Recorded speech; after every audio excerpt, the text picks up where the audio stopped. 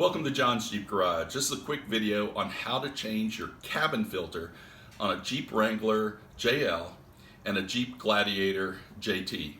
Now the JL Wrangler is 2018 and up, and the Gladiator is 2020 and up. Now one note to mention is in 2018 it was a split year between the Jeep Wrangler JK and the JL. So if you look on our channel, you'll see another video on how to change a cabin filter for a JK, but this video is specifically the Jeep Wrangler JL and the Gladiator. Now, what type of cabin filter should you use? You can get the Mopar original, you can get a Fram version. They even have K&Ns, just like your engine filters, where those are ones you wash and then you pre-treat. But we're using the PureFlow here. You can get this on Amazon, price range $17 to $20. I like it because it has the charcoal, baking soda embedded, really helps kind of keep the air fresh. Now, if you look at your owner's manual, you should see that it recommends to change it every 12,000 miles. A lot of people forget that's even in there. So hopefully this video gives you a little bit more insight onto where your cabin filter is, what it's used for, and how to change it. Thank you for watching. All right, so we're inside the cabin. Obviously cabin filter for your air conditioning, air recirculation, or your fan. Now, really the cabin filter is located behind the glove box. We'll show you close-ups, but simple steps. First thing, let's open up the glove box. Now, you have an arm on the side. It's a support arm, and you'll see the close-up, but basically I just pull up slightly and it snaps and comes out of the hole, so the arm is just sitting free. You have a little tab up here. I just lift the glove box, I press the tab up, now the glove box comes off. You see that tab? If I just push the door a little bit and press the tab up, this comes free. When I'm putting it back, a little pressure, it locks. And really, just for stop it from free falling, it has these little insert or hinges that fall into these holes right here. Again, I'll show you close-ups. Now, what we're going to do is we're going to work inside here to be able to show you exactly how to open up the access panel or door and replace the cabin filter. All right, a couple things. You can see the arm with the little peg that we loosened up. You can see the inside down here. These are the little slots that the lower part of the glove box inserts into to create that hinge. And this bar right here is your bar for the access to the cabin filter.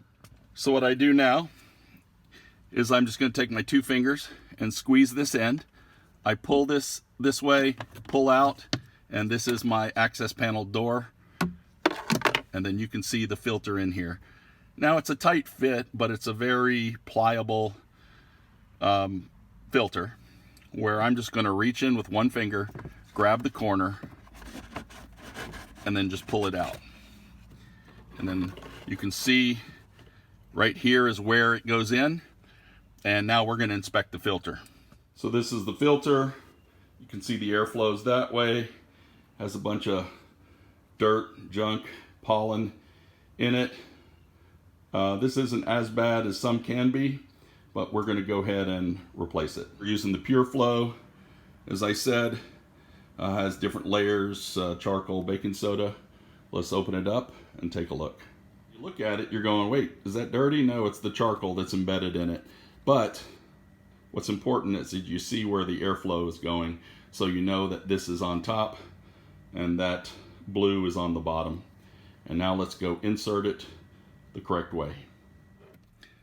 So knowing which way the airflow is going to go, I just kind of take a squeeze and squeeze it like this right in the middle, so that when I insert it, it actually just goes in, airflow that way. And as you can see, fits perfectly. That's why I said it's pliable and goes in. And now all we need to do is add the access door. Show you, if you look off to the side, you see this is where you pinch that edge of the access door, but the other side has a little insert. So I'm going to insert it in and then press down and it'll just snap right in. I wanted to kind of show you this close up so you see my action is going to be press in, snap. You see how the end has that little loop?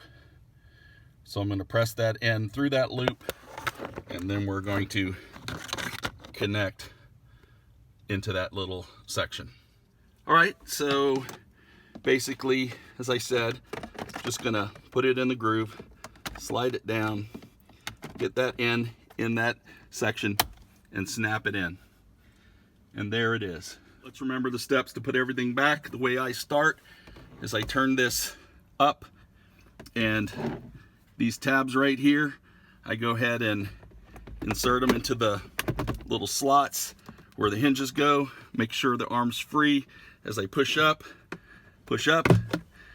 and then it locks right there in the tab. And now I have this arm. So if this is a better angle, I just pick it up, put it in the hole, push down where it snaps in place. Then I close the door and we are good. All right, that's a wrap. One thing to note, as with any maintenance that you have on your vehicle, driving conditions, that has a big impact.